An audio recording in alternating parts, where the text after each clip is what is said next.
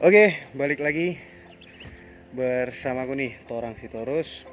Kali ini aku mau ngundang dari kesehatan, terus dari pakar hukumnya tentang gimana corona itu saat ini, terus bagaimana nantinya ketika terdapat para penimbun-penimbun, contohnya seperti penimbun masker dan sejenisnya.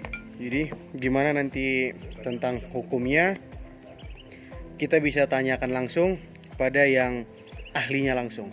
Ini dia, kita undang langsung sekaligus. Oke, ini dia dari narasumber kita. Yang pertama, Bapak Kepala Dinas Kesehatan Kabupaten Toba. Kita begini aja Pak ya. Oke. Yang berikutnya ada Bapak Kepala Kejaksaan Negeri Kabupaten Toba. Silakan masuk Pak. Kabupaten Toba Samosir. Oke. Jadi Jarak kurang ini ya. oh ya, jarak kita Iya. berjarak ya. Kita udah Iya. berjarak ya. Sesuai dengan perintah ini kan. Perintah. Kurang. Apa lah ya? Enggak apa-apa ini. Jadi sesuai perintah dari mana ini, Pak? Jaraknya dari peraturannya ya. Iya. Jadi gini, Pak. Ini pertama untuk Pak Kepala Dinas Kesehatan dulu. Ini kita lihat sekarang yang semakin marak ini. Bahkan kita di daerah-daerah kabupaten yang jauh dari ibu kota pun sudah sangat rawan gitu kan. Ini penyebab corona ini awalnya itu gimana itu Pak? Kenapa bisa sampai masuk ke daerah kita ini?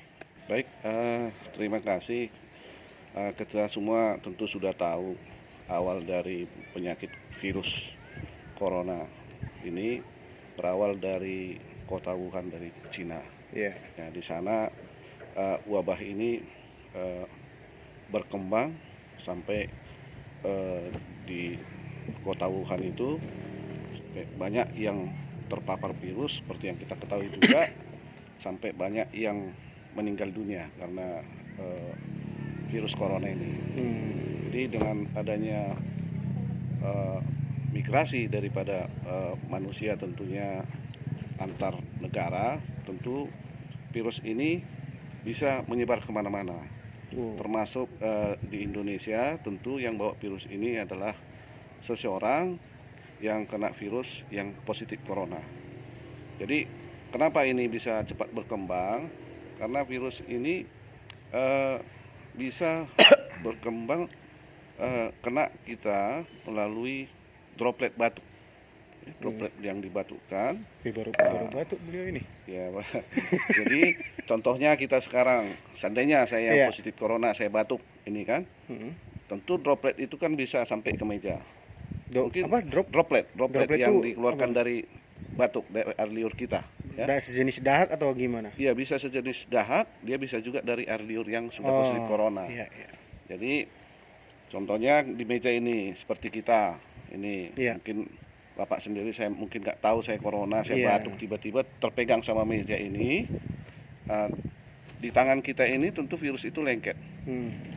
Kita tidak sadar, mungkin nanti kita bisa pegang hidung atau pegang mulut ataupun sapu sendiri mata kita. Jadi biasanya corona itu bisa berkembang melalui yang saya sebutkan yang tadi, melalui mata atau hidung, dia bisa berkembang dan masuk nanti ke tenggorokan kita sampai ke paru-paru.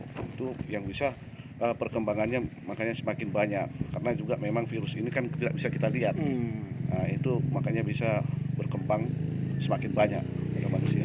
Jadi teringat itu Pak, gimana cara kita untuk mengantisipasi, setidaknya untuk membuat diri kita safety lah? Ya, yang pasti itu kita secara psikologis kita harus tetap tenang. ya dalam situasi wabah ini, karena bagaimanapun kalau secara psikologisnya kita terganggu, imunitas tubuh kita itu kan pasti terganggu, Pak. Dengan imunitas kita yang rendah, ini virus ini kalau kita terpapar cepat berkembang dalam tubuh kita. Itu yang pertama. Kemudian kita juga harus jaga kebersihan kita. Salah satunya dengan tadi saya bilang terpapar melalui tangan kita harus sering-sering cuci tangan pakai sabun, yang lebih bagus lagi pakai air mengalir. Kalau tidak ada juga pakai sabun, makanya beberapa kita lihat sampai sekarang banyak orang pakai hand sanitizer. Ya itu yang untuk mengatasi, mana tahu tangan kita ini terpapar oleh virus corona. Kalau kita sadari contohnya kita belum cuci tangan, tolong dihindari untuk menyentuh bagian wajah kita supaya kita tidak terserang. Itu yang keduanya. Kemudian kita juga harus jaga jarak. Ya seperti kita ini sekarang, ya tidak sepertinya kita jaga jarak, karena bagaimanapun droplet itu bisa sampai ke kita. Kalau ada batuk itu orang yang tidak kita kenal bisa sampai 1 meter ataupun 1,5 meter menurut penelitiannya. Jadi dari sana kita bisa supaya kita terhindar dari virus itu, tentu kita harus hindari itu. Kemudian kita juga harus berperilaku hidup sehat, seperti yang katakan tadi, berperilaku hidup sehat, dari kecukupan istirahat kita, dari gizi kita yang seimbang, tentu imunitas tubuh kita akan lebih meningkat. Saya potong dikit ini, Pak. Ya. Ini teringat masker yang kita pakai nih. Ya. Nah, ini sejauh mana masker ini dapat dia mengurangi untuk kita bisa terkena dari virus corona itu? Ya. Untuk tertular. Iya, sejauh mana ini peran masker ini? Gitu? Ya, sebenarnya masker ini yang kita perlukan itu adalah bagi yang sakit. Bagi yang sakit, yang kalau sekarang ini kita akan menjaga. Jadi kalau ada pun orang dengan gejala flu ataupun demam, pasti ada sedikit batuknya. Jadi kalau yang ada gejala ini supaya tidak menyebarkan, makanya kita harus pakai masker dan pemakaiannya juga harus sampai begini ya? Iya, sampai ke hidung, Pak. Jadi ini juga harus ditekan. Ini harus ditekan gini? Iya, ini harus kita tekan biar dia tertutup. Ya, jadi ini tertutup buat contohnya saya seorang yang ibaratnya suspek corona, ya. Kalau saya batuk, saya batukkan kan ini tertahan di sini. Jadi pada dasarnya wabah ini yang penting penyebarannya itu kita jaga. Jangan sampai semakin banyak orang kena. Saya potong dikit nih. Ini kita teringat masker. Kita di sini ada Pak Kajari. Kajarinya begini. Ini banyak sekarang yang terjadi di luaran. Itu masker yang dia satu kotak itu biasanya puluhan ribu. Sekarang bahkan sampai bisa mencapai 400.000. Gimana itu dengan hukumnya kalau dia mengambil keuntungan yang tidak wajar, dan bagaimana dia tentang hukum untuk penimbunan masker, hand sanitizer, terus dengan peralatan-peralatan APD lainnya. Itu gimana hukumnya itu, Pak? Terima kasih. Memang sesuai dengan perintah Jaksa Agung, pimpinan kami yang tertinggi pada tanggal 19 Maret 2020 telah memerintahkan dengan sangat tegas kepada aparat sampai bawah untuk menindak siapapun pelaku yang menjual baik masker, hand sanitizer, dan semua yang berhubungan dengan wabah yang mengganggu untuk perbaikan kesehatan masyarakat, itu akan kita tegas. Ini sangat tegas perintah Jaksa Agung. Dan pada saat ini sudah ada kita dengar beberapa orang, sekitar 20-an orang sedang diproses di kepolisian. Dan sesuai dengan perintah Jaksa Agung tersebut, maka kami akan menindak tegas baik kepada orang yang menimbun maupun orang yang menjual barang-barang tersebut, seperti tadi contoh masker ini, dengan harga yang tinggi. Dan memang di dalam undang-undang perdagangan itu sudah sangat jelas. Nanti kita akan kaji dengan kepolisian undang-undang mana yang tepat, pasal mana yang tepat, ancamannya bagaimana. Tetapi kita sangat riskan melihat masyarakat yang begitu mau mencari keuntungan di dalam kesusahan. Dan sangat-sangat kita ini seharusnya membantu bagaimana ini tidak begitu meluas penyakit ini, tetapi masih ada oknum-oknum yang mencoba-coba untuk mengambil keuntungan dari musibah ini. Bahkan Jaksa Agung dengan tegas mengatakan, jangankan menimbun masker, menjual mahal. Bahkan memerintahkan ke kita untuk segera mengantisipasi pejabat-pejabat yang menggunakan uang negara dalam kesulitan virus corona ini. Tetapi juga Pak Jaksa Agung, pimpinan kami memerintahkan agar mendampingi, sudah ada suratnya jelas. Para Kajari diminta mendampingi para bupati dan wali kota. Kepala Kejaksaan Tinggi mendampingi gubernur. Bagaimana uang itu bisa disalurkan, dipakai. Dan jangan takut, jangan khawatir menggunakan uang daerah. APBD jika itu memang untuk kepentingan umum ya. Umum dan khususnya untuk wabah ini. Jadi sangat tegas pimpinan kami Jaksa Agung, baik kepada oknum yang mempergunakan uang dalam musibah yang luar biasa ini. Yang kedua, oknum-oknum yang memakai kesempatan menimbun maupun menjual masker dan sebagainya itu dengan harga yang di luar normal. Itulah perintah Jaksa Agung dengan tegas pemerintahan kami sampai ke bawahnya. Nah, jadi itu teringat masalah untuk APD-nya, Pak. Nah, dan ini kan banyak juga polemik terjadi di masyarakat.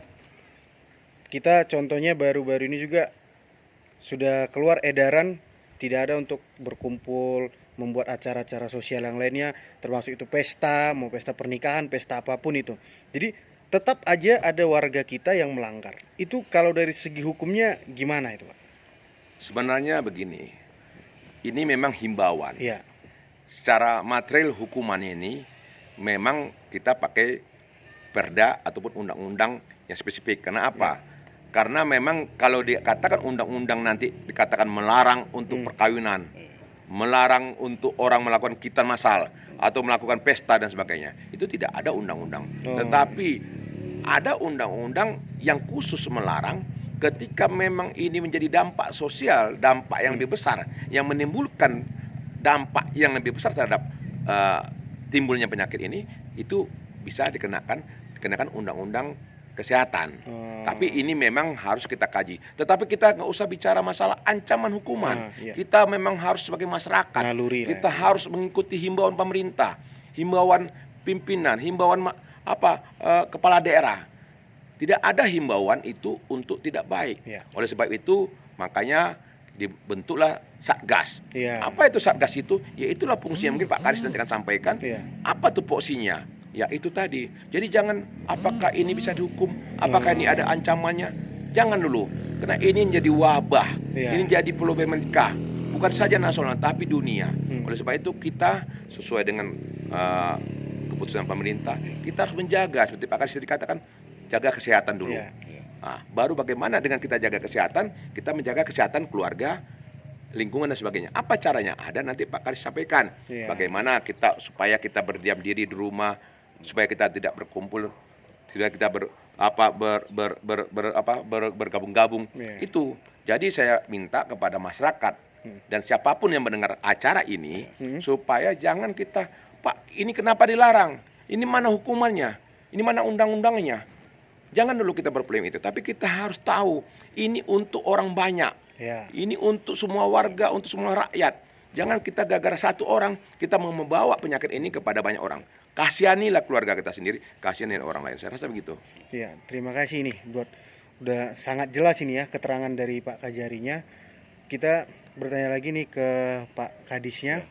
Nah, sejauh ini sudah sejauh mana tanggapan kita dari pemerintahan tentang pencegahan virus ini? Iya, terima kasih. Kalau mewakili dari pemerintahan, memang kita sudah membentuk gugus tugas. Itu kemarin sudah dihadiri juga sama Pak Kajari, Kopimda. Di sana dibentuk gugus tugas yang mana gugus tugas itu diketuai oleh kepala BPBD bencana dari daerah. Jadi sebagai saya sendiri kepala dinas kesehatan sebagai wakil ketua. Jadi kita semua di gugus tugas ini saling koordinasi dari semua, dari pihak kejaksaannya, dari pihak TNI-nya, dari pihak kepolisian, kemudian juga dari DPRD-nya, semua elemen masyarakat dilibatkan dalam gugus tugas ini. Dan saya tahu pun sampai sekarang di Kabupaten Toba gugus tugas ini yang dibentuk di kabupaten sudah ada di setiap desa. Gugus tugas ini sudah ada di setiap desa dan juga di kecamatan. Karena ini membantu kita sebagai kita petugas kesehatan yang betul-betul lini terdepan untuk menghadapi orang-orang yang terpapar corona ini, untuk membantu kita orang-orang yang pendatang yang datang dari daerah transmisi lokal, yang ini yang kita sebutkan dia nanti ODP. Jadi itulah ODP ini nanti kita isolasi selama 14 hari. Sedikit saya potong Pak Kadis. Iya. Yang masalah isolasi, jadi ada ini beberapa masyarakat kita juga, contohnya saya semalam, saya ngecek ke desa Amborgang, jadi banyak masyarakat yang mengira isolasi mandiri itu dikurung dalam suatu ruangan begitu. Jadi keasliannya saya semalam sudah menerangkan. Jadi saya cuma minta gimana keasliannya lagi dari Pak Kepala Dinas. Ya, sebenarnya sih yang kita harapkan ya kepada masyarakat, isolasi mandiri itu kalau bisa ya maksudnya tetap di rumah, tapi bukan kita larang dia untuk ada kegiatan yang lain.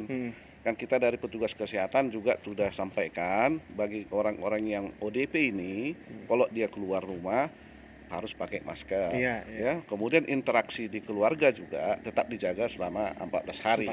Ya, menjaga kita ya masa inkubasinya ini kan kuman virus ini 14 hari. Nah, makanya 14 hari kita disuruh isolasi mandiri. Isolasi mandiri ya. Iya. Jadi kalau untuk di kabupaten kita ini, rujukan itu ke rumah sakit mana?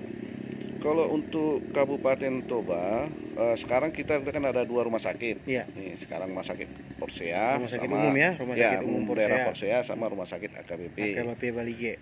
Di 2 rumah sakit ini kita buat tampungan untuk ruang isolasi. Tapi nantinya kalau ada orang isolasi ini khusus nanti pasien-pasien kita yang hasil fotonya ronsennya positif, itu diisolasi dulu di kamar isolasi kita di rumah sakit. Kalau dia parah, semakin parah, kita rujukannya itu yang sekarang itu ada di rumah sakit Tarutung, kemudian di rumah sakit Gasamen Saragi, kemudian di rumah sakit GL Tobing yang di Medan, dan rumah sakit Adam Malik. Sana kita merujuk. Sedikit gini ke Pak Kajarinya dulu, kita minta pendapat.